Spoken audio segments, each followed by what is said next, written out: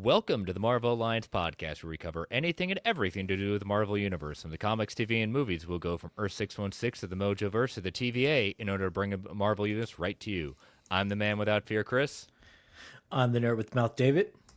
Alliance Assemble. Assemble. Volume 280.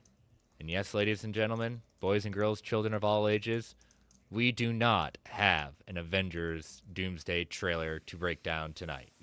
Or this morning, or this afternoon, whenever you're listening to it. Especially you, Fifth Jack Gaming. You know, we always appreciate you in the chat. But yes, we do not have that for you. Marvel's playing close to everything with the best and not giving us anything. And Scooper Madness is trying to say, it's coming out today, it's coming out tomorrow, it's coming out sometime. You know, when we know it's coming out, I think the only thing that we can say it's probably going to be attached to is probably Avatar. But even then, we don't know if we're going to see it unless we see Avatar next week, of which David and I are not seeing Avatar next week. I will not be seeing Avatar. I would like to know something. Like, if you are attaching to Avatar, then just come out and say, hey, we're attaching to Avatar. Go see Avatar. This is cross promotion, whatever. Right now, we're just sitting here waiting to see who, what, when, where, and how. Yeah, it's you know, it's disappointing. It is frustrating at that point. You know, I get it. They have a lot on the line with this, but then the latest rumor being that it's going to be exclusive to Avatar for the first week at that point before they release it to the theaters. I said, now you're just asking for it to get leaked. You know, Yeah. I get it. You don't want to compete with Supergirl today. I totally get it. Respectable. Buy it. That's fine. But this whole rumor, and I hope it's not true. I really do hope that we do get it next week. So Yeah. yeah. So we do have a show for you tonight. It's something that we do typically every year, and it's just kind of depending on content and what we're getting right now. So we're gonna do it this week. Is looking back at Marvel in 2025 and what the MCU put out for us. But before we get into all that, how's been your week, David? Week has been good so far, really chill. I got contracted to help out a old church I used to work with to do something for them. So I've been balancing my time outside of work and doing some audio visual setup for them. Outside of that, it's been real quiet, and I like quiet going into the holiday season.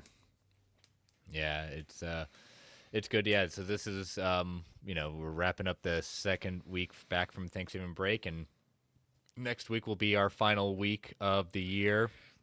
At that point, I'm pretty sure it's for you as well. Next week's last week for you. Yep. So yeah, so we are very excited to, welcome into the final week. At that point, I've got travel plans at the end of next week to head into see my family up in Connecticut. So in regards to a show next week, we're just gonna have to wait and see. We're gonna wait and see what Marvel does. So we're not gonna say we're gonna have a show. We're not gonna have a show. We're gonna have to wait and see what they do with the trailer stuff. So just stay tuned. We will. We're gonna do what's right for us and for the listeners and for everything like that. But yeah, like we said, it's gonna be interesting, right? Yeah. So we'll see if they go the route of allowing Supergirl 48 hours to breathe and then putting out their own, or if they just leave us high and dry. That's going to be a big determining factor. Yeah. So, but like we said, we've said since the beginning that we will always put out a show that is of quality, and when we have content. So we appreciate y'all understanding that the last couple of last month or so where content's kind of been dry and we've kind of been in and out, but we appreciate y'all listeners sticking by us, and we do appreciate. We just hope that you understand that there's only so many evergreen topics that David and I can come up with, and I know you many of you probably do like that, but that's I'm pretty confident that you all tune in for us to break down the news when it comes out and give our takes and kind of agree or disagree with us at that point. But yeah, so we will just have to see with it.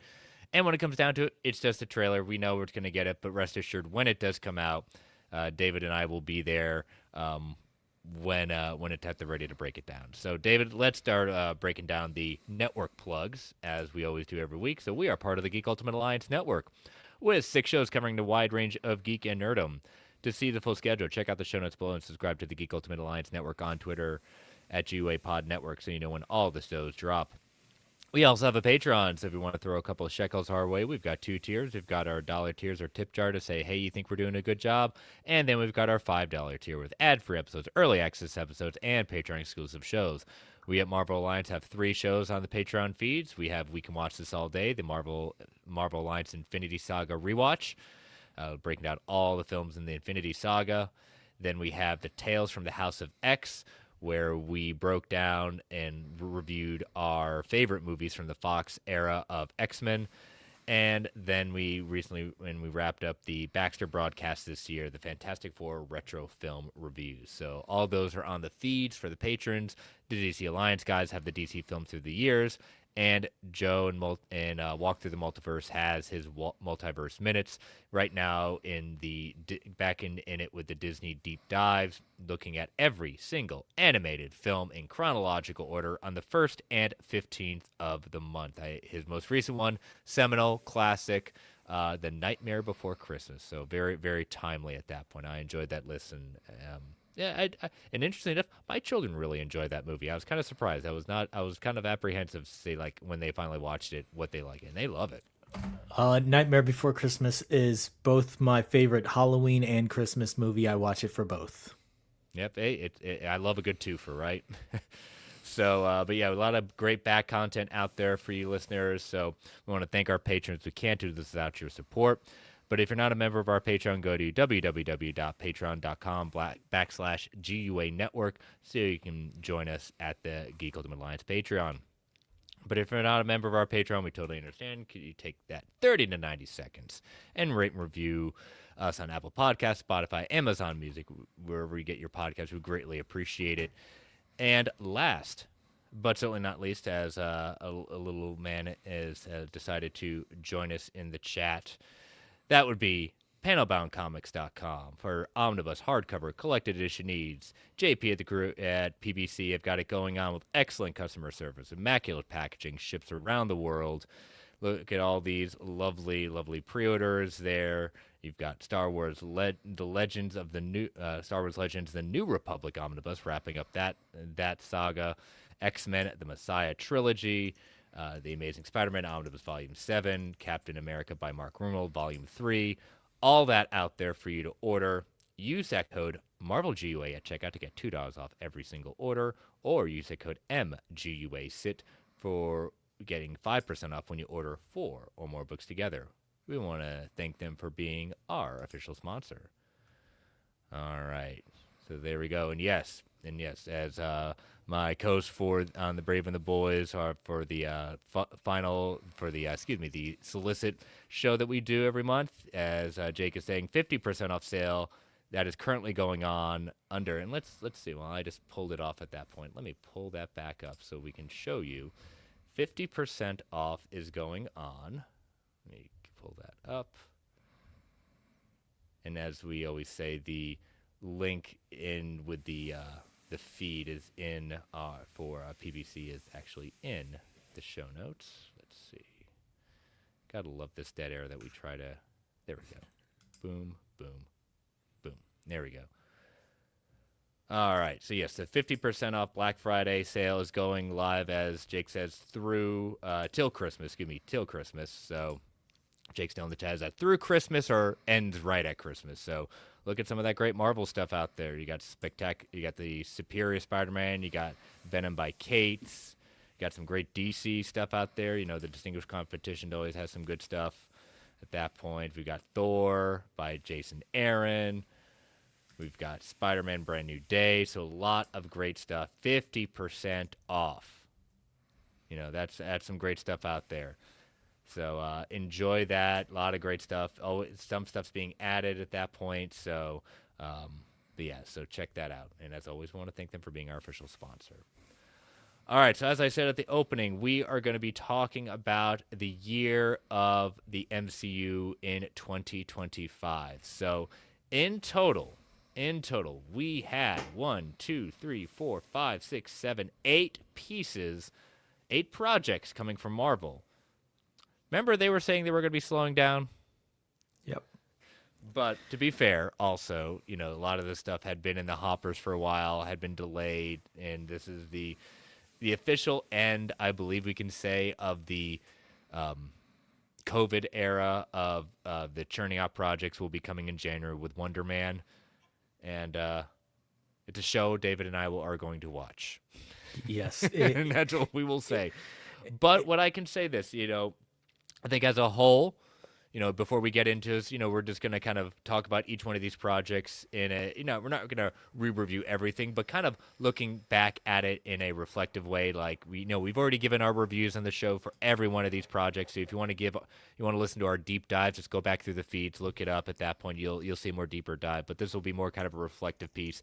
And then at the end, David and I are going to give a grade for the year and talk about which one is our favorite movie and our top, and I'm going to change this out, our top 3 favorite Disney shows that came out. Since we can't say top 3 movies because there were only 3 that came out, so we'll do top 3 shows. But I would say, as a whole, speaking for myself, I think we have a couple of surprises that, for me, and even starting off the year with a surprise that I was apprehensive about. But as a whole, I think this was a mixed bag for the MCU this year. I agree. This was a very up and down year for them. I will say that I do like the fact that between January and September, they gave us almost one project a month. But outside of that, they then decided to take the rest of the year off. They said fall hit, the leaves fell, and they were going to go sip pumpkin spice somewhere in the corner and not Ugh. give us any Oh, more. God. I'm sorry if you like pumpkin spice. That is not my tempo. Peppermint mocha is my tempo. Well, I mean, it's just now peppermint mocha season, and they're already fully on break, kicked back with the fire going. They decided that they are done working for the rest of it. It's getting cold, and they're done working. So hopefully, but yeah, it was a mixed bag. Some of these projects did surprise me in a good way, and there were some disappointments that I just felt like, and we could have done better. Yeah. So. So, but yeah. So let's start off with January with Your Friendly Neighborhood Spider-Man. Now this one, when it came out with the trailers, I know some people were a little kind of iffy on the animation. I kind of liked it at first. I liked the cell shading. I liked the way they were doing it, kind of an homage to Ditko's art style from the the comics when they were first coming out. I will have to say this was one of my big surprises for the year of how good that show continually got. Um, this is one that I think this, if I remember correctly, this was batches of episodes. I think they did 3 episodes at a time, and then they started doing 2 episodes at a time, if I remember correctly. Yeah, they did it in an arc situation. So, which for me, with this show, I like that. I like the fact that they did it in an arc because the Yes. way that it was done with the comic book style of their artwork, with the comic book style of panel transitions, to then have, okay, this is a self-contained 2-story arc, this is a self-contained 3-episode arc, everything's a part of the bigger story, but you get these bites here and there. For them to do this particular show like that, I really liked. Yeah, especially, like, right, the arcs, it worked really well, and that show really, I think, hit its footing. Pretty much that first arc was just a setup. It was okay. It didn't they it had promise, but man, once it hit the middle of the show and really kind of fleshing out some of these characters and kind of the twists and turns that they were taking with the history of Spider-Man and putting their own spin on it, I was really impressed. And by the end of the first season, man, I was excited. And I remember I shared a TikTok with you guys with Scorpion when it came. I was like, oh god, yeah, they didn't pull punches when they got into those fights. Yeah, and that was the thing. The storylines with this, even though it was a cartoon, some of these storylines like really hit, and you really felt as you're watching the rise of Tombstone, like you felt for his Hmm. family dynamic and things like that. So I was like, oh man, and the fight with Scorpion, I was like, oh, we are going here. We are going in an area where I did not expect them to go for a show called My Friendly or Your Friendly Neighborhood Spider-Man. Like for you guys to go this deep down certain wells, like bravo. Yeah, and especially with the twists, and again, it's been out there. We're gonna the twists. We'll be spoiling stuff necessarily just because we've already talked about it. So just assume that everything is fair game. It's been out there. But the twist that they had with Doctor Strange and kind of the time travel esque, kind of, I wouldn't call it necessary, a little bit multiversal, a little bit like, but it was something I was kind of surprised that they went with, but it worked. It really didn't necessarily take away from it, and it kind of made sense with where they're kind of going for a second season. And I'm actually, for what was a show that I was like, okay, it's Spider-Man, I'll give it a shot. Now it's become for next year. I think it's coming out next year or two Yeah, years. that Yeah. they've already got it most of the way through their production for season Okay. 2. All right. So potentially coming out next year. I'm excited for it. It doesn't, I'm more excited for X-Men 97, but this is definitely a project that I am much more higher up on than I originally was when the first season came. Yeah. So it's slated for a fall release in 2026, Okay. and I'm excited about it. It left me feeling like yes, I want more. The change in the last episode where you're seeing the callbacks to the first episode with Doctor Strange, and you're seeing where they're going in the seeds that they sow for the upcoming season left me going, man, this was some great animation. It was a good run of something new with them, and it had me wanting more of this. So yeah, it's not X-Men 97 levels, but it was very, very good. And especially the pivot they made when they originally put out the concept of the show. This was going to be said this was going to be Tom Holland Spider-Man in the years that we didn't see him, like in the Yeah. movies at that point. So I like the pivot they made. Said nope, this is just going to be an alternative universe Spider-Man, not directly connected to the MCU. And it allowed them to play fast and loose with ideas, and that's what I want to see. I've seen, I have the comics all right behind me, all right over there on my iPad. I've got the content that I adore and love. I They can't take that away from me. Yeah. But what I enjoy is the little twists, the turns, the ideas that they can take characters and flip it on its head. And man, Colin Domingo as Norman Osborn, man, inspired voice casting there. Very inspired. Loved it at that point. The the way we still don't know kind of which side of the aisle we know eventually we're going to get to, but I like how he became the mentor figure to Peter in this one. And, even though I hate the Future Foundation suit, I really not at all. I know it's probably breaking Brent's heart about Future Foundation. I know that's a favorite of his. Yeah, sorry. I was so glad to see it go when it eventually went bye-bye. Even with the blue outlines of it. Nope, sorry, not for me. But if you have not seen Friendly Neighborhood Spider, I know we've kind of given a quick overview. That's what it is. It really doesn't ruin it. Give it a shot. You got the holidays coming up. They're quick episodes. I think they're like 20 minutes each, 20, 25 minutes each. You can get it done in an afternoon if you really push through it, but it will be well worth your time. A lot of character, a lot of heart. They did right by Spider-Man with this show. So the year started off on a really strong note, surprisingly. Yeah. Great one to start off with. Fantastic visuals. So definitely go back and give that a watch if you haven't yet. If you have, then go back and watch it again because again, it's just a great show. And then after that, go back to Marvel Alliance episode 246 and start There we from go. there, and you can hear our review. Dave's got it on. I'm going to rely on him because I wasn't going to do that at that point.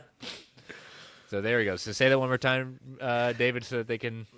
Starting with episode 246 is where we do the first 2 episode arc, and then the next 4 episodes after that is where we start to break them down. So yeah, start 246, 7, 8, 9, and you should be good to go on your review of that after you take another gander.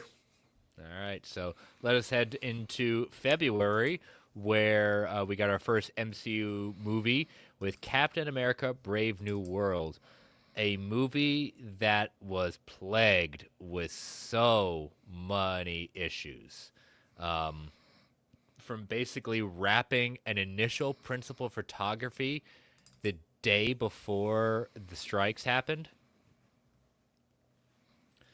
and wholesale changes being made to the villains to, wasn't it Seth Rollins was originally put into Yep. this with the whole Seth Rollins was a part of the Serpent Society, and they made a lot of changes, a lot of cuts, changed the working title of the movie, changed the villains of the movie. There was a lot of just going back to the drawing board and cutting and pasting. yeah.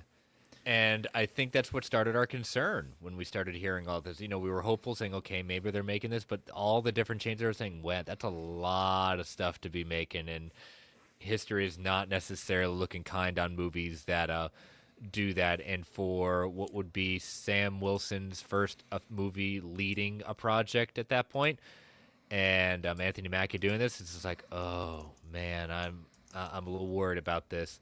And having Harrison Ford come in as Thunderbolt Ross, great. I think that we were all saying, okay, this is great. I can buy this. It'll work with it. And then the ideas when they started bringing out like, okay, we're gonna make this kind of a pseudo sequel to the Incredible Hulk with bringing back the leader and making it kind of playing around with that. We're introducing adamantium. I would say, as a whole, reflecting, I've seen the movie, I think 2 or 3 times since I initially saw it in theaters. I will say it is okay. It is an okay movie. There is a good idea in principle with this movie, but it's kind of a mess. Um, and there are it's a patchwork movie. I've seen. It's definitely not the worst movie I've ever seen. That's why I'm saying it's just okay. But knowing as much as we are in the know about what happened with the movie, what was going on with the movie, I stick by what I said during the review. I love Giancarlo Esposito as a actor.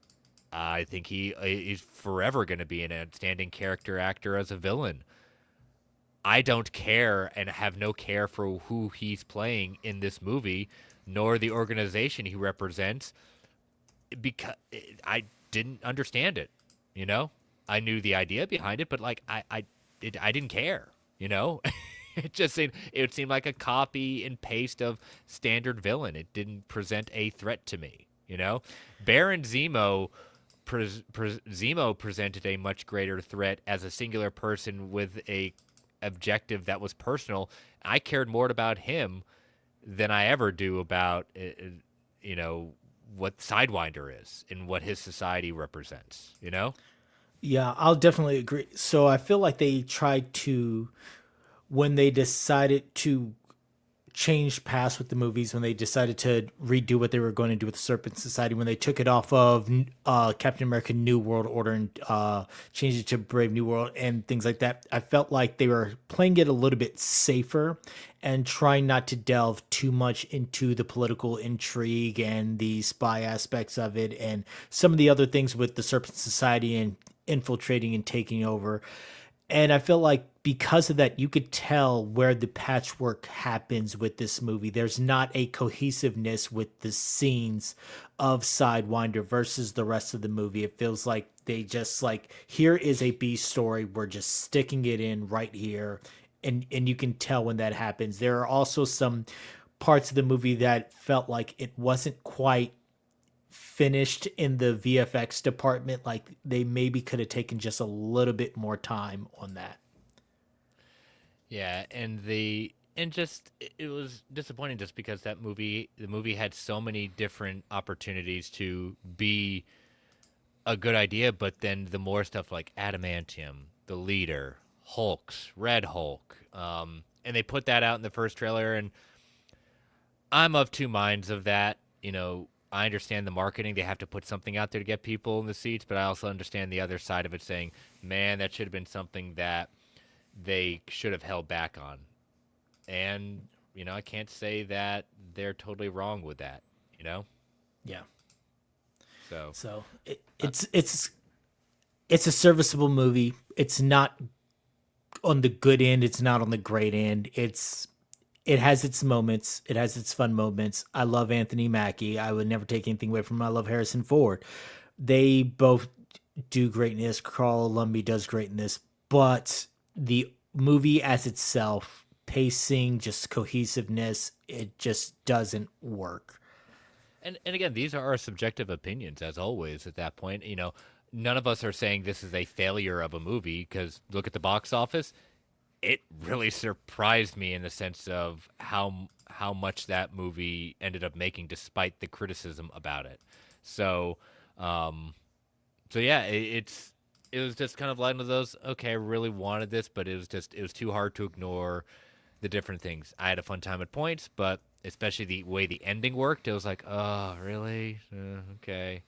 The Yeah. weird hinting of the multiverse from the leader. It's like, yeah, that seemed very shoehorned in.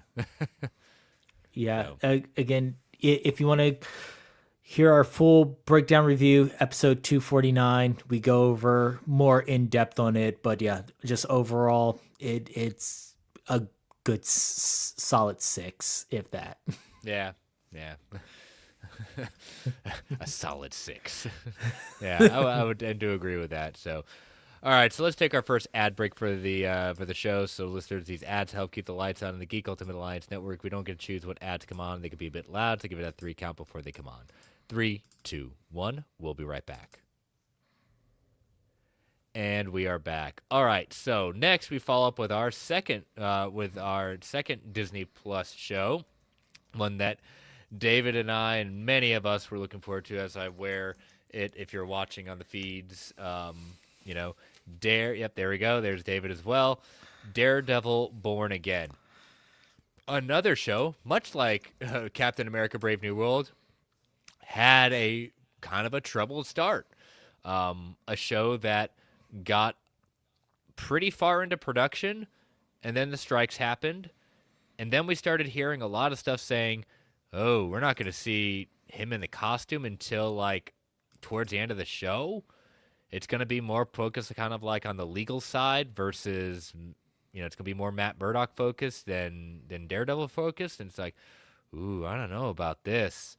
And then during the strikes, I think it was almost like within a couple of weeks after the strike started happening, we got like a full on like information coming out saying they are doing a hard stop on this. They are going back to, they said they were Back to going back to formula. formula. They made it seem like they were going back to formula and bringing back characters, bringing back what made the Netflix show, writers and ideas and stories and things like that to bring back what people wanted with it and kind of going back to square one. What really happened was that they didn't scrap as much as they made us think they did, and had a reshot episode 1, and then did basically what amounted to the 2 episodes at the end of the season, correct? And Correct. reshuffled maybe some scenes here or there, some episode placements here or there. So much like Brave New World, one could call Daredevil Born Again a also Frankenstein project that had some outstanding moments, outstanding performances by Charlie Cox, Vincent D'Onofrio. They are still channeling those characters, still do some great work with those characters. A number of episodes that are just peak great stuff that definitely harken back to the Netflix days. But I even said going into this, I was not expecting the Netflix show again. I was expecting it to honor the legacy of it, but I never expected it to really be the Netflix show. And if you did, you were going to be, we warned you, you're going to be sorely disappointed because it never was going to be like that.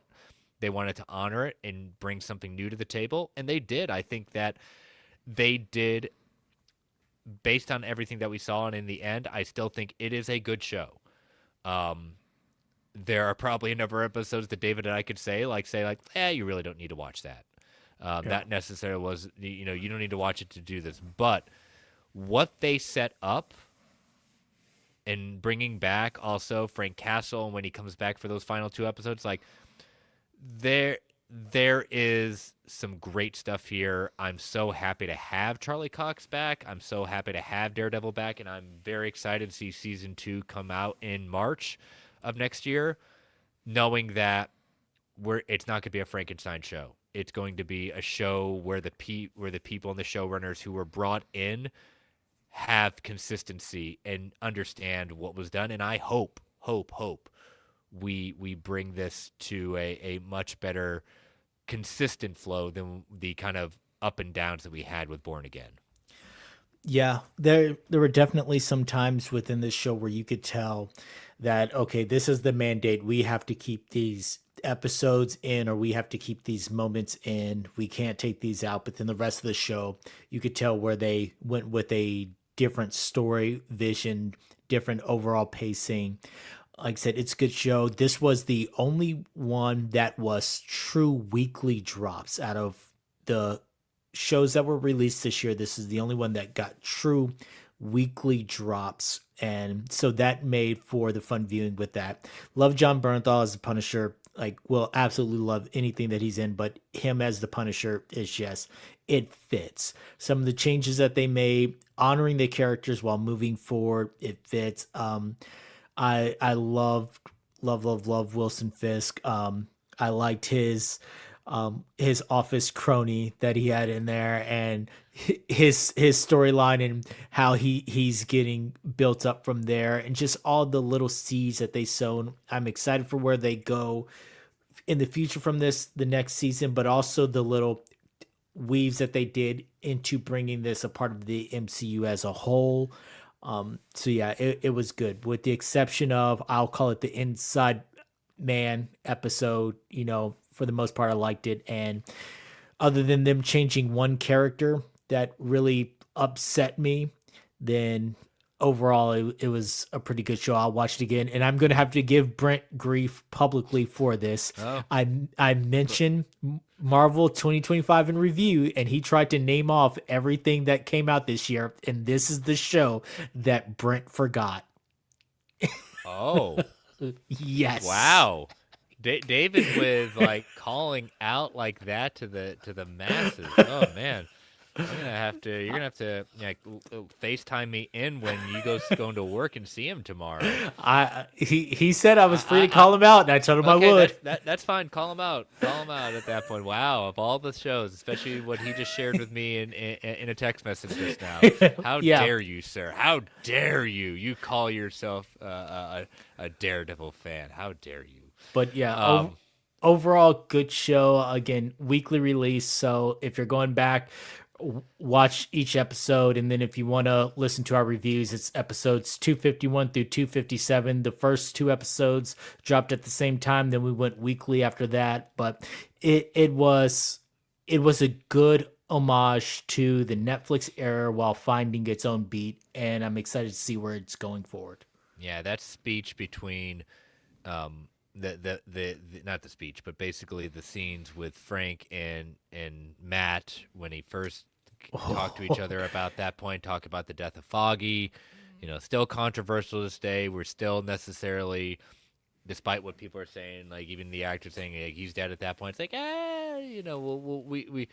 we need to see season 2 a little bit more. No one But is ever truly dead in comic book history. no, they're not really dead as long as you remember him. But like the things that are, like I said, the things that are set up, the speeches that are gone, especially that ending of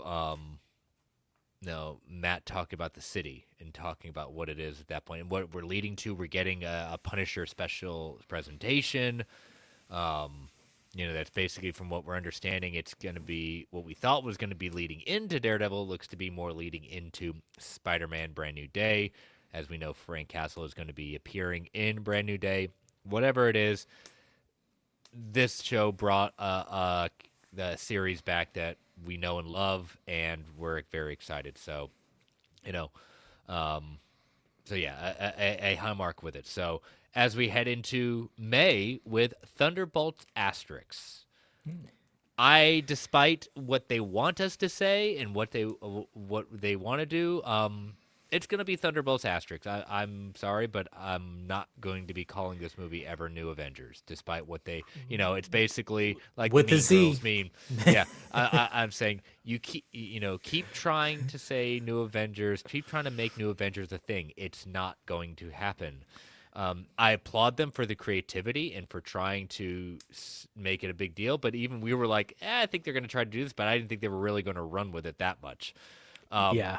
Despite that, we said it during a review. This movie really surprised me of how good it was and how good it is. Um, the taking the idea of a real deep character study of what amounts to, no offense to any of the actors and actresses that were, a bunch of D-listers. Some of them F-listers. you know, a bunch of and this is one of the things that it's I was just where they talked to the how deep some of these characters got, of ones that we even made fun of at different points, like U.S. Agent discount Captain America. I mean, even they basically call him out like that. But the real moments they have between characters on this, and where they're just trying to do right, either for themselves or for just getting out for the boot from underneath them, man. I mean, even bringing in the Sentry of a character that the general audience doesn't know who the Sentry is at that point, and delving into kind of the psyche of what that is, this movie's really good. And if you're like, well, I've never really seen and don't care much for these characters, I challenge you to watch that movie and not want to care about these characters in the end. Um, and I get why the movie wasn't a huge box office draw, in the sense of, because it didn't have characters like, Iron Man, Captain America, like, Doctor Strange. Like, it didn't have Spider-Man. Like, I get that, but I applaud Marvel for at least taking a chance with it, and at least the critical reception said, like, it was good, and David and I really agree with that.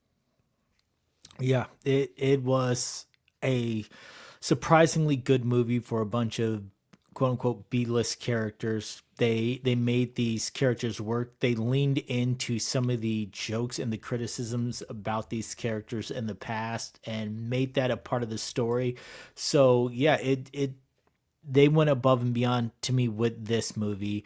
Um, and I do wish it got a lot more shine than it did from a lot of people, but also again, to your point, I'm never going to call it New Avengers. My New Avengers squad has Spider-Man and Wolverine in it. If you don't have them in Cap, then it ain't New Avengers to me. No cap, no cap. As the kids say, no cap. Yeah. So, but overall, yeah, great movie. It touches on some very deep points. Some That we deal with in the society itself. It's a reflection of what we in a society are still trying to deal with. Yeah. So again, Marvel Alliance episode 258 if you want to hear a full review on it, but this was one of the movies where I thought, man, they outdid themselves for the bar that I felt was set for this movie. And then the next one, I didn't forget about this one. I just kind of couldn't remember when it came out. I originally thought Ironheart's our next one, came out in June. For some reason, I thought it came out in August. That was when when I was creating the list, I had to go back. So when did this come out again? Came out in June. Uh, Not necessarily one that had your week by week releases, right? Yeah, no, they did a split release with Yeah. this where they did half and half, and they're like, "Here's your show, take it, bye." Bye. It's the summertime. You only have so much, and we were like, and I'm sorry, they did not do a good job trying to cover for this thing. Oh, we're not trying to dump it. It's just like it's best to be viewed like this. No, they still haven't said how they're gonna officially do Wonder Man yet. I think it's just there's a lot of strong hints of the wording they're doing with it and saying like stream the season streams like that. It's but if they do week by week, oh, it's gonna be tough, David. It's gonna be real tough. It, But if then and if they dump all episodes at that point, oh, it's gonna be tough too. But Ironheart, this show has been in the can for almost 2 or 3 years, pretty much. yeah.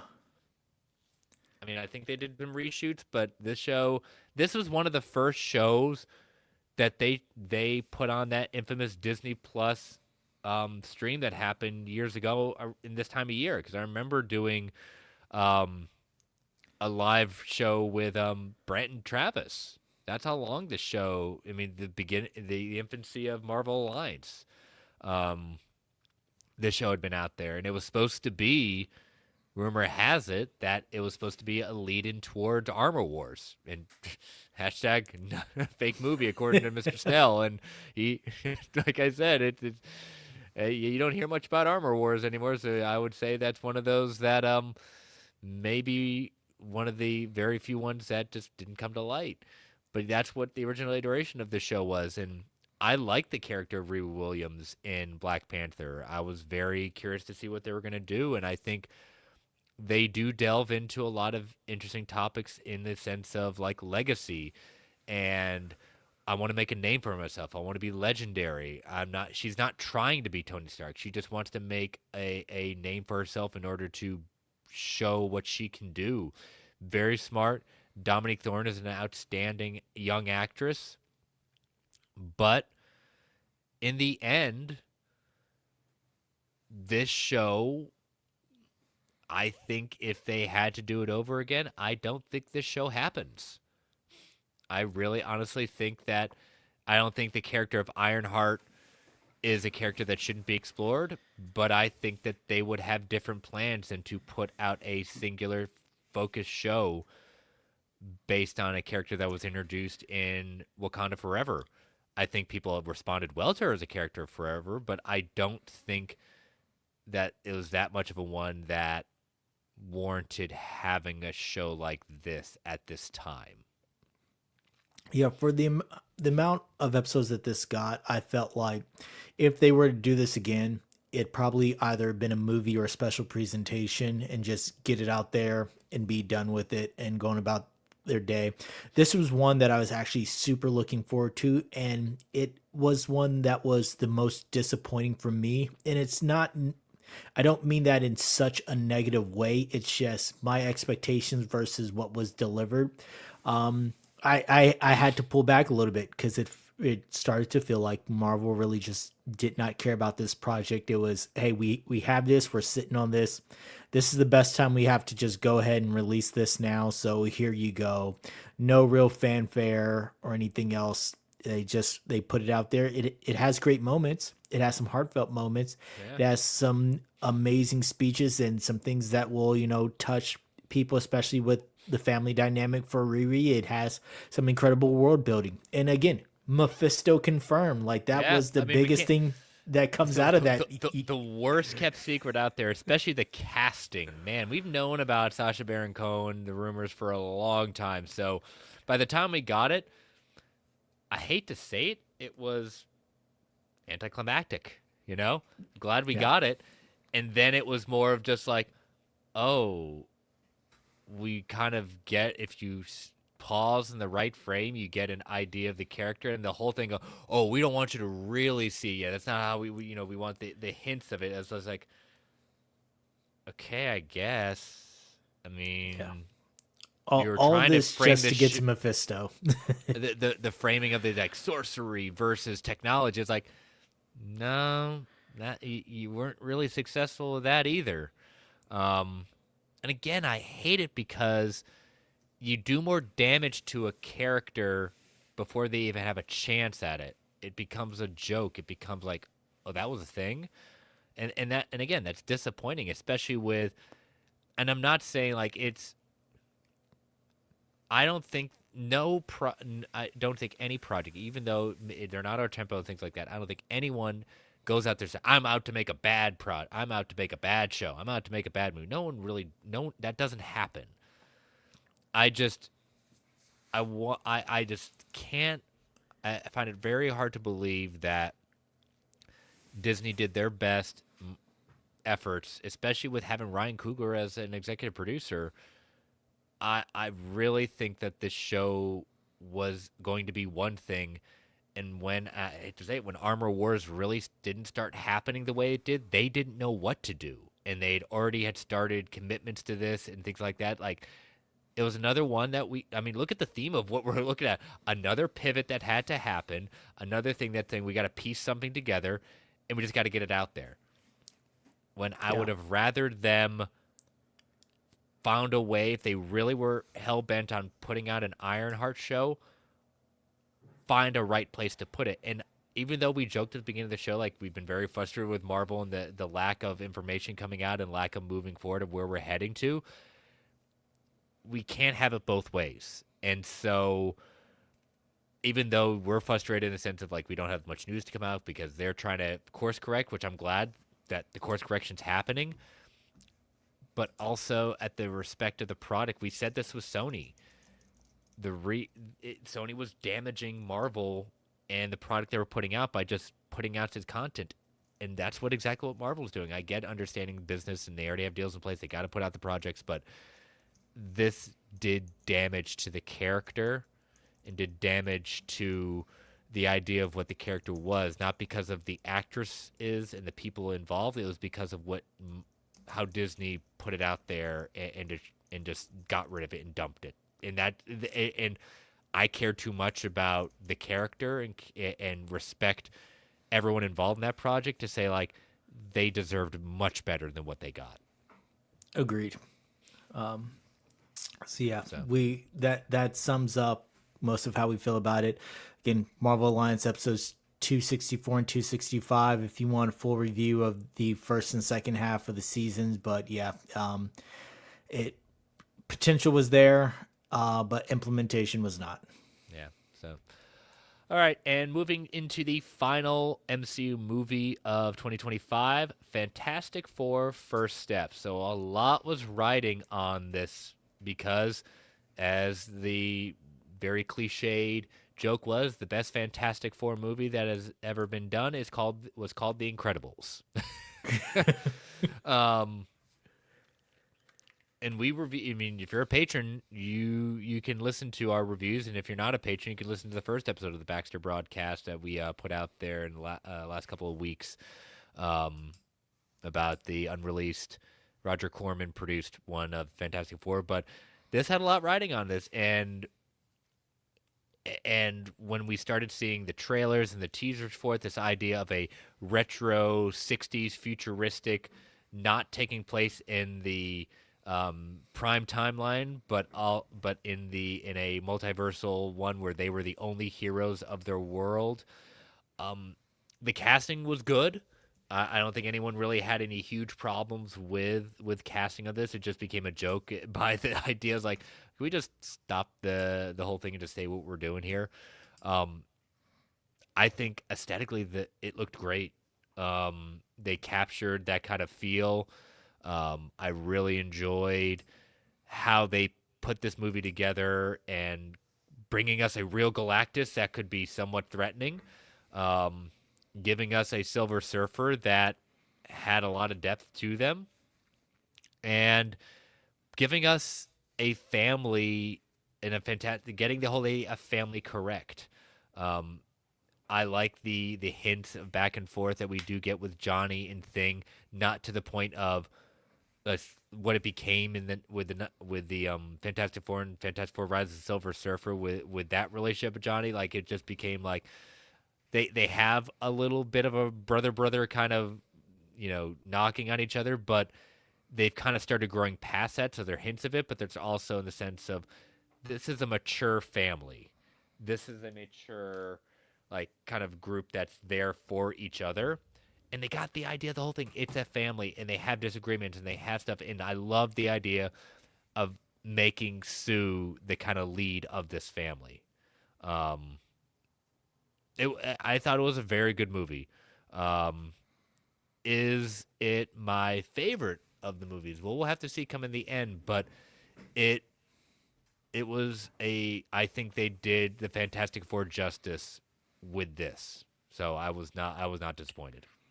Yeah, this was going to be Marvel's biggest potential swing and a miss if they did not get this right, and I feel like they landed all the beats that they need to land on. To your point, I love the dynamic between Thing and Johnny because they had the family, the gentle ribbing and things like that. And it wasn't to the point of they were being harsh or mean about it as with the 2005 Fantastic Four, where at times we're like, man, this is borderline bullying at this point. It wasn't like that. It was banter between them. The entire family dynamic.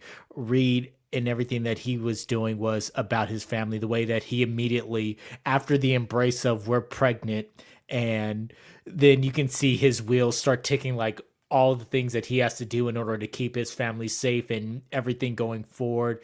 The showing of Galactus looked amazing, absolutely amazing.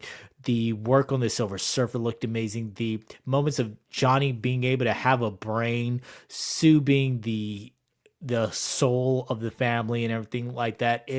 They really just they hit every beat that they needed to hit on this, and it was just fun, and the aesthetics of it with the universe that they chose to do it with, just it fit that fun vibe of the Fantastic Four. So I was really impressed by this. We'll get to if it was my favorite or not as well, but yeah, it I think that they did a bang up job with this movie. Again, it was their biggest potential swing and a miss. I think that there was more writing on this than there was Captain America or Thunderbolts, and they absolutely nailed what they needed to nail. And the fact that it came out in July, you're already going up against Superman in a stacked. I mean, this summer for action movies was pretty stacked at the box office, and they were still able to rake in over $500 million. So that's saying something right there. Yeah, and it sets up very well. I mean, you know, gives us our first hint of a Doctor Doom. You know, I mean, Yeah. it was something where you know, we we uh, we weren't sure we were gonna get right. Yeah. So, yeah, a lot set up. This is going to be the linchpin for what we're doing going forward. So I'm very happy with that. Again, if you want to hear deeper thoughts, episode 267, we do a full deep dive, scene, almost scene by scene, like you really get a more in depth. But no, it was very much a good movie. All right, and we got our next one, Eyes of Wakanda. Talk to me about Eyes of Wakanda and kind of where that started. So, Eyes of Wakanda, this is another one of the Ryan Coogler executive produced ones. This is an anthology, 4 episode anthology series. Marvel gave us this on a full release. We got all 4 episodes at once again. They decided to take the fall and the rest of the year off. So they're like, here you go, enjoy. But this was a lead up of stories about the war dogs of Wakanda. Going through time. So we see them in different countries, uh, going through seeing the espionage that the Wakandans took, and getting these various artifacts that all built this overarching story. The animation for this was spectacular. They really outdid themselves with some of the choreographed fight scenes. There is a fight scene that involves a version of the Iron Fist that is immaculate. They have some great moments throughout history, and I felt like, again, this was another one of those where it had so much potential, but I don't think that Marvel really cared much other than we have this on deck. We promised Ryan, because he gives us great movies, that we would make this. Here you go, and here's your release. Yeah, it like I agree. I fully agree. The animation was great. Um, I would say probably.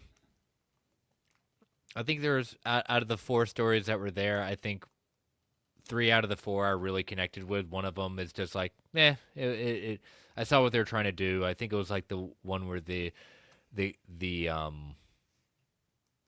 where and I hate to say it, it was the one with Iron Fist. It had nothing to do. I love that Iron Fist was there, but it just seemed like kind of a more of a throwaway episode versus the other ones that seemed to have some real stakes. Yeah, I agree. But yeah, it was cool kind of exploring that world and exploring Wakanda through the ages. But I think where that show kind of falls by the wayside is that I don't think we're getting any more. And it seemed like one of those teases of an idea like Wakanda has such a rich history that's ripe to be explored. There was so much potential of this being kind of a cool anthology. It didn't need to go on forever, but I think that they could do this kind of 4 episode animation for, maybe like take a decade and just look at like decades or centuries or something like that and kind of explore just different aspects and kind of call it a day. But just getting 4 episodes and then doing that, it's just like there's no point.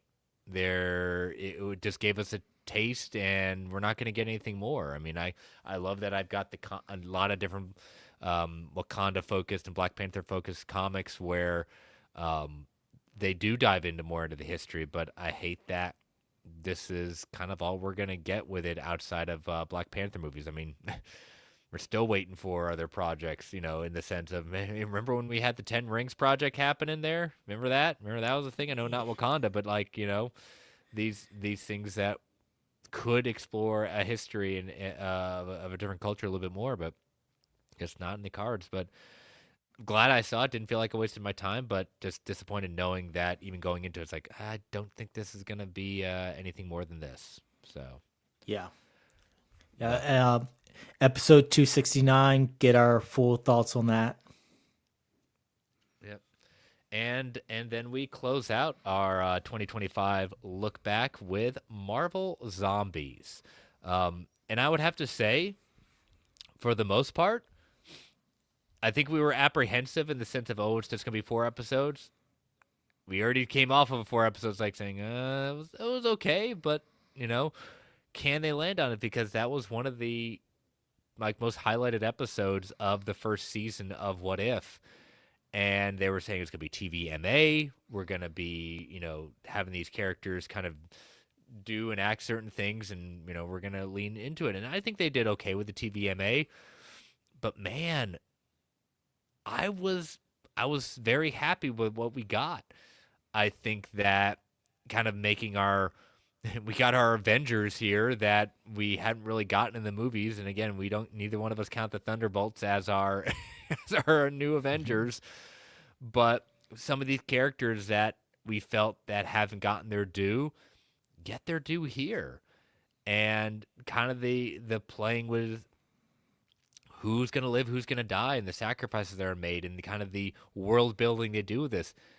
And I think we've kind of, at least from Wyndham Bombs, at least hinted at, is that y'all did your job. We did our job. And when he says we did our job, we should be seeing some more Marvel Zombies. So I think we are going to be getting a season 2, very likely, based on his comments a month after the fact that we did our job, and Marvel's Zombie season 2 is pretty much is going to be happening, and I'm excited because the cliffhanger they left us on was a good one, but there's still more world to explore and some characters that we could really do. I mean, I love the ideas of some of the characters they did. I mean, Moon Knight Blade, that was a nice little twist of it. But yeah, I had fun with the show, and I'm glad that I hate that we ended our MCU in September, but we started with a great animated show, and I think we ended with a good animated show. Yeah.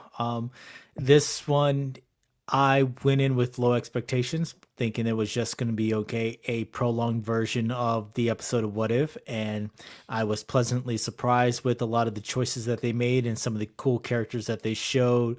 The fights with Hulk in there, having Abomination, just they pulled some stops out that I didn't think that they would do. They got to really use their multiverse aspects with this, and it was fun. Again, another one of the full releases because it's only 4 episodes, but it's a fun release. Go back and watch it, then listen to episode 273 afterwards, where we get more in depth on that. But yeah, it was a good showing, good fun, and anything involving Kate Bishop, just it Yeah, always brings me joy. And I think the idea of also like we knew don't get too attached to some of these. I mean, some of the we knew deaths were going to happen. It was more of the question of who and when they were going to happen too. Yeah. So, but yeah. So that's kind of our looking at review. But let's kind of get into. So, David, what would you say is your favorite movie of the three we got with Captain America: Brave New World, Thunderbolts Asterix, and Fantastic Four: First Steps? I am going to say that my favorite of them is actually Thunderbolts.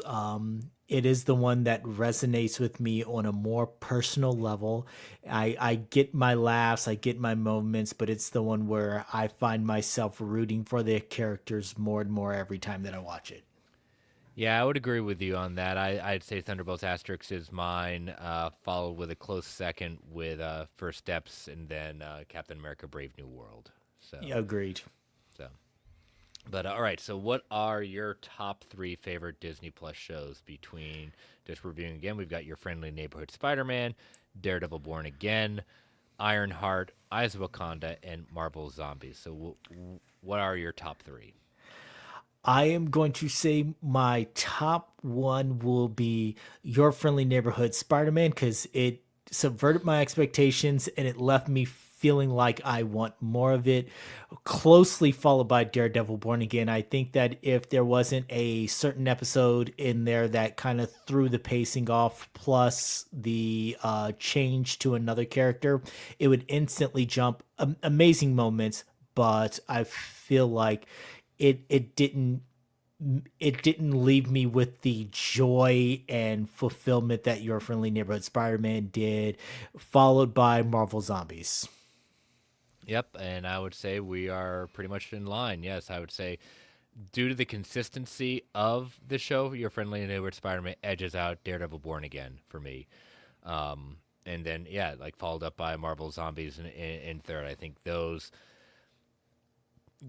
were the best of the best, and doesn't take away from the other shows, but yeah, those pretty much right in line with it. So, but yeah, so it's I would say a grade for Marvel Studios this year in their projects in 2025. What would be your grade? It's gonna be a C minus. I don't think that it's anything above. It averages out to be average. They had some good moments, but they Like you also say, a C minus B average. Which one is it, David? no, it's a serious C minus. It's that is it's just it's average. It doesn't wow me enough to propel it higher than that. I would love to give them a B. I would love to give them an A, but there's not enough consistency, not even with the shows themselves, but with the overall 2025 to give it above a C. And I'm even a little bit more harsher to it. I'm not going to say it was an unsuccessful season because based on box office, it was, and not with banger after banger in a sense of that, but I say as a whole, for what we're leading to and what this is the year that was going to be leading to Avengers Doomsday and the wrap up of the multiverse saga, this didn't. This was just a series of shows. I'm not saying everything has to be connected, but if you took this and said like, okay, this is going to be leading towards the multiverse saga, um, I didn't get that. I'm glad we have these projects. I'm not saying everything has to be connected, but it was such a hodgepodge of different things and different titles. Man, I'm gonna have to be even lower and say C minus to a D for this year, and just saying it was to say it was an average year. I think you're being kind. um, but I would say on the best of for the best of the shows, it's a C minus. For the worst, it hit some serious lows for me. And I'm not saying the MCU is over and things like that, but yeah, it's C minus to a D plus for me. Um, yeah, it's below, like borderline below average this year. Yeah, and And I taking think the rest of again, the year off really hurts that as well. well, I mean, even I wouldn't even say that. I just said like this. I said it earlier. This is a victim of circumstance where they still had content out there that they had to put out there, and just like I said earlier in the show, where Sony putting out content that wasn't the best damages the brand. I think some of this content may have not been bad quality, but as I said, like Eyes of Wakanda didn't go anywhere with it. Ironheart not going anywhere with it. The Frankensteining of Brave New World hurt that character, hurt the ideas of what was going on for what they were trying to set up. Um, the pivoting of what they were trying to make Born Again um, had, as we said, like there were some great moments in that show, but what they put it up there with and what they did with it also made some people question, like, oh, I wanted it wasn't bad, but like I just have some serious questions, and as long as the second season kind of corrects it, okay, we will get better. But I think just a lot of pivoting, which I hope in the end, if what this year brought and what these projects showed of what they need to course correct, if it leads to a better MCU moving forward, then great. I hate that it had to happen, but this is a year that the MCU need to take some hard lessons and dance. People who are just anti MCU and things like that, dancing on Marvel's grave. It's like, no, Marvel's not dead. It's I'm not making excuses for them because you just heard my rating of them. I mean, we run a Marvel show and we're not saying, oh, it was so great. Like, you heard our real critiques of it. Um, and again, this is our opinion. If you think we're completely wrong, that's fine. You're entitled to your opinion. But I didn't get into this whole thing to be like rah rah Marvel, you know. Yeah. So So I'm inclined to agree. Yeah, that C minus is probably where I'm going to stick at from now on because there were opportunities, there were mistakes made, and maybe this is for the better to help them see where they need to go going forward. yeah. But yeah, so that is our kind of main topic for tonight, looking at Marvel, the MCU in 2025, and kind of giving our re-thoughts on it. And if you go back through, Marvel, excuse me, David did a good job of bringing up where our full breakdowns of each one of these reviews kind of took place on. So, but we're going to take our last ad break for the evening before we get into Factor Fiction and Comic Book Club. So, as you know, listeners, these ads can help keep the lights on in the Geek Ultimate Alliance Network. We don't get to choose what ads come on. It could be give you that 3 count before they come on. 3, 2, 1. We'll be right back. And we are back. All right, so let me pull up Factor Fictions. Yes, I know I did not put up the Spidey signal this week for questions. That was mainly because, as we said earlier, we didn't know if we were going to be doing a teaser breakdown or this show. So just by the time I got to that point, it's just like, so as always, listeners, if you don't have to wait till I put the Spidey signal, you can always send in questions at that point. But tonight was just one of those like saying, yeah, we're just gonna move forward. So with Factor Fictions for last week, these are the ones I had put out. So in Avengers: Secret Wars, there will be a new portal scene during the third act of the movie. 67% said fact, 33% said fiction. Number 2, the first trailer for Avengers Doomsday will show at least 2 non-MCU legacy characters. 70% said fact, 30% said fiction. And number 3, in the first trailer for Avengers Doomsday, someone will refer to Doctor Doom as Tony when they see his face and or hear his voice. 47% said fact, 53% said fiction. So we will see whenever we get to see that trailer. What will happen with that? So, David, you are up this week. All right, Factor Fiction number 1. We will see the Doctor Doom floating throne. Floating throne. In what context? Trailer, movie? What are we talking about? Movie. Movie. Okay. In Doomsday, we will In see Doomsday. Doctor Doom's floating throne.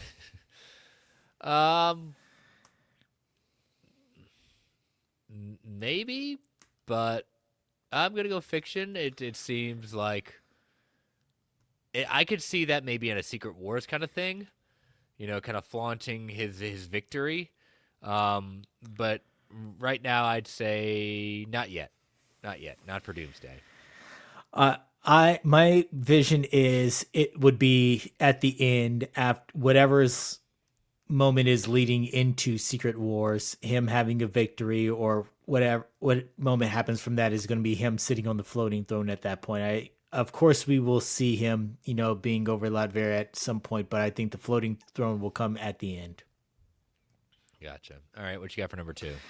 Okay, number two, we will see more than one version of Captain America in Secret Wars. So we will get our regular Cap, and my guess is that we will get Hydra Cap, but we will get more than one version of Captain America in Secret Wars. Yeah, I'm gonna go fact with that. If rumors are to be believed, this is we're gonna see an interesting kind of idea between Doctor Doom versus Steve Rogers, and as they have said that I can't remember if we've talked about this. This may have been a this came out this week versus last week, but this is being a direct sequel to Endgame, um, and that might find out what exactly happened when Steve put back the stones and how this results in leading to Doomsday, which could be interesting. I have, I think we fans take this at that point. Sometimes statements that are made as running with it a little bit too far, but I don't think it's too far running with it, saying like, man, if it's a direct sequel to Endgame, does that make everything else that we've done in between there's kind of less? I don't want to say Yeah. that that's not totally off base, but I can't say that it's not necessarily something that shouldn't be thought about either when you say stuff like that. Yeah. So yeah, I will say fact. Awesome. Yeah. How about you? I All right. I think that they will have at least one more version of Cap. I'm Are we gonna get hoping. Nomad? Please say we're gonna get Nomad. I mean, even if we get Bucky in the full Cap suit, then I will take that. If we get Bucky's version of Cap, 'cause I didn't necessarily say Steve Rogers. I just said we will get more than one version of Captain America in Secret Wars. No cap, So, no cap. As the kids say, no cap. to Shout, quote the shout, kids. shout out to Chuck. Shout out to Chuck. And number three, and you can thank Brent and his current Marvel Unlimited reading for this one. We will get a Spider-Man Deadpool team up in Secret Wars. A Spider-Man Deadpool team up. We were talking about our current readings, and he said he had to go back and read a section of the Spider-Man Deadpool run from about 10 years ago to figure out who a God, character was. And I, so, I, I don't even remember that. That did not stick out and that much in my memory.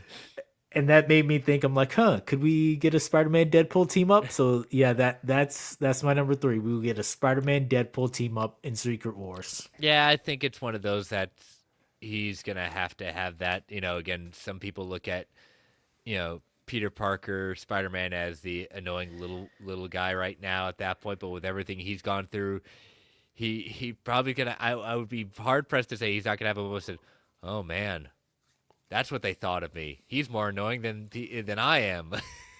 you know. Yeah. Yeah, I think that's that. It's kind of like again, we want the Wolverine, Hugh Jackman, and Tobey Maguire Spider-Man to have a moment. I think yeah, there's gonna be a Tom Holland Deadpool moment. Yeah. So I want it, and I think the fan service for it is there. So go ahead and just, even for just like 2 minutes of screen time, give me that. yep. So all right. Well, I will post those Sunday afternoons to let your voices be heard with that. And so let us now go to Comic Book Club and bringing a close to Spider-Man Life Story Annual #1. Uh, and this was an annual that I think that this came about kind of last minute. I think this was not originally part of the full idea of it, but then when they put out this annual, man, what a conclusion to it. I love the cover, and the focus of the entire story being looking at J. Jonah Jameson. and Chip Zdarsky is always one to sub, like not go with the grain. He's always trying to bring out something interesting, and I'd say a whole annual focused on J. Jonah Jameson in this life story timeline, and just you just see exactly this. Like this is like J. Jonah Jameson was always like anti Spider Man, and then had made a shift in the modern era of seeing Peter Parker, seeing Spider Man necessarily as okay, he's not always the menace. Like it looked kind of ridiculous to it, and I love it in this whole series. Like how people kind of look up and say, "You can't be serious." Like after even his own son at one point is like, "He saved my life." You know, Yeah, are like you he's kidding me, not the bad Dad? guy. Get over it. And the only one that seems to be fueling this fire is Norman Osborn. And even at one point when he calls Peter Parker, when he says like, "Oh, I can't believe Spider-Man killed your wife," it's like, "Oh my God, Joan!" I love it that Peter's in his costume saying this. "Oh my God, are you kidding me?" Let it go. Let it go. Yeah, Parker. And it's interesting just seeing how through the years like his hatred seems to go even when he's going to jail after everything he's done, like he gets put in jail, he still can't get it through his head that this isn't a fight worth having. Yeah. And then he spends his entire time in jail, decades in jail, trying to convince everyone again that he's right. Spider-Man's the menace. All of this is Spider-Man's fault. He gets mad that even though he's ran off his family, his son refuses to keep the J. Jonah Jameson name going, gives his grandson a different name, just and all of this befriends Norman Osborn in prison while again going on and on about how it's all Spider-Man's fault. Just the poor guy cannot let this go over decades. Yeah, it's but I love the idea like this therapist that comes into play and tries to kind of help him understand like you're holding on to this hate so much. At what point what is it getting you? Yeah. And it's all like, man, look at that, like that suit. That was, man, that's a Spider Slayer suit of a different proportion, and I love it that he goes after Scorpion, Yeah. and goes toe to toe, and ends up like giving his life, losing his life to the whole idea of taking down Scorpion, but we come to the funeral and not many people come out, but we do see that Peter's there in disguise and we see the therapist. And very subtly, I had forgotten about this, that the therapist is actually Gwen. Yeah. And you kind of hear a little bit of history there that, her and Ben broke up and she kind of took on this different identity to help people in prisons and found a way to kind of go after Jonah to make him see like a realization about it. So she was now here's my question on this one. I'm not a therapist, but man, it's kind of very manipulative and kind of like that's not what therapists are supposed to do to like I think she was kind of borderline crossing a line here when it came to Jonah. There's definitely some ethical violations going on here. For what she knows and the way that she was guiding things, there's definitely some ethics going on here. Yeah. But the fact that Jonah does eventually see what we all were hoping to see the light, this the untangled life of memoir, J. Jonah Jameson, um, seeing the light even after death, and she was like, I know you will too, Peter. You're trapped in the web as Jonah was, and this is kind of where we pick up that. This is kind of like the in between of the second to last issue and the final issue of Spider-Man life story, but. I'm never unhappy to read the story. I'm so glad that we got a chance to read it after, again, I'm glad to revisit Fantastic Four, but what Spider-Man Life Story did was not capitalized and used as a blueprint for Fantastic Four Life Story. And so I'm glad this is out there. If you have never read it and you read it for the first time, hopefully you enjoyed it as much as we did. Uh, but yeah, it was a great reread. But yeah, Comic Book Club is going to be taking a break until 2026. We'll probably kind of start bringing it back in January. I'm not going to put a timeline on it, but sometime in January we'll start um, bringing it back, and David and I will talk about it. But since we don't know kind of what the next couple of episodes releases are going to be, just based on, as we said, with the Doomsday timeline, and David and I are going to take a holiday break to be spend time with families and things like that. So we're kind of going to play it by ear, but at the very least, we're going to take a break from Comic Book Club. But it is coming back in January. We do enjoy doing this, and I know a number of you listeners really enjoy getting a chance to read along with us. So, but it's been fun doing this, and I enjoy doing Comic Book Club. So. Yes, I thoroughly enjoyed it, and this was a great read. Yep. So, but all right. So, volume 280 in the books. So, like we said, we'll see what happens next week and how we're gonna put out episodes. Maybe we're just gonna have to wait and see. So, just pay attention to our socials at that point, and we'll be waiting to see if Marvel puts out that trailer for us all, or they're gonna make us try to see Avatar that first week. Well, David and I won't be, regardless. It's just No, not. I will It's, not. it's just not going to happen. I've got travel plans and I've got packing to do, so it's just not going to be in the cards. So, but we will wait and see, and we will be there for you when we do that. So, but as always, David, tell people they can follow you, and you've got a show to promote this weekend. Yep. You can follow me at all socials at The Phantom as listed below. You can follow me here on the GeekVerse Network as part of the wrestling show The Gimmick. We have a show coming up this Sunday where we will be talking about the final match of one John Cena. So he has Yeah, his final end of an match era. on Saturday. The last time is now. He's going to have that match, and we will talk about it all on Sunday along with other wrestling news. Yeah, it's gonna be very interesting to see how that final match goes, because I think we all have ideas, but I also want, hopefully, I don't know if they have the gall to subvert expectations. I You know? told somebody that Saturday is going to be a time where they're going to see a grown man shed a thug tear over wrestling. Yeah. See, he is call wrestling what it is. John Cena is. No one can deny that calling him the greatest of all time. He's done it. 17-time champion. You know, Yep, he and has has earned that. he's earned every single title of WWE. So Yep. good on him. Earned that retirement, and I look forward to seeing him in Hollywood some more, because he's beyond Peacemaker. It's been a joy kind of seeing him grow as an actor in that. So Yeah. yep. So check that out, and yes, you can follow me on all the socials at Chris Balga.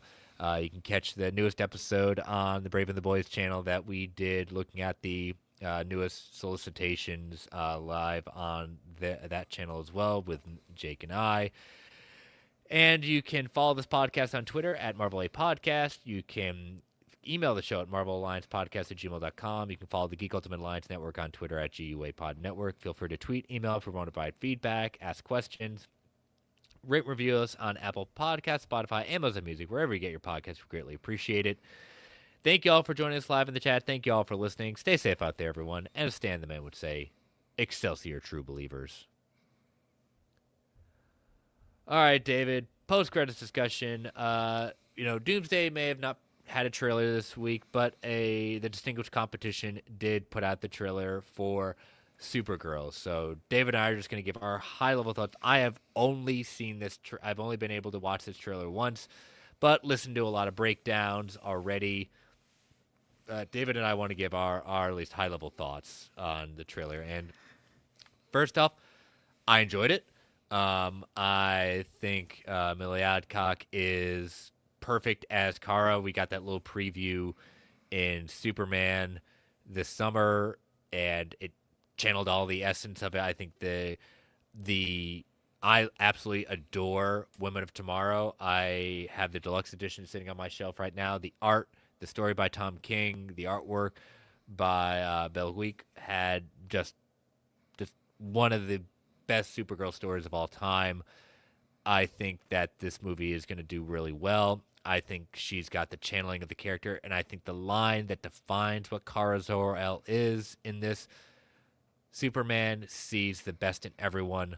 I see the truth. There have been many versions of Supergirl in the comics history, but the current iteration in the comics of Kara Zor-El, that is the definition of who she is. So I think that I'm very happy I mean, it's a great line. I'm glad they put it in the movie from the comics, but that is the truth of who she is as a character. So the little preview of Lobo we got, um, Ruthie is just yeah, spit off the page. So, but yeah, Yeah. I'm very impressed with this.